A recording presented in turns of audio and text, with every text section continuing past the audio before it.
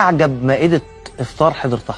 المغرب عندهم كرم فظيع، أظن أكرم مائدة على الأرض هي المائدة المغربية. أعجبني كرم المغاربة أعتقدهم أكرم شعب عربي. البلد الخير، البلد الطيب، المغرب كله خير. حتى قلت يا مغرب الأوفياء افخر فما بلد إلا تمناك أما واشتهاك أبا. المغاربة قوم لا نؤتى من قبلهم. الله. عشت مع المغاربة 7 سنوات فوجدتهم من أكرم شعوب الإسلام، بلد الأطهار، بلد الأشراف، حفاظ القرآن. شعب ورث كرم ضيافة البدو. أبواب بيوت المغاربة وجدت لتفتح أمام ضيوفهم. المغرب أحسن بلد في العالم، عندنا أحسن صحراء، أحسن طبيعة. عقدت مسابقة للقرآن الكريم عندنا في البحرين، أغلب الجوائز حصدها شباب المغرب. أقولها وأنا متيقن لو رفع القرآن من صدور أهل المشرق فلا تخف، ستجده في قلوب أهل المغرب. أقول للشعب المغربي هنيئا لكم بأمنكم،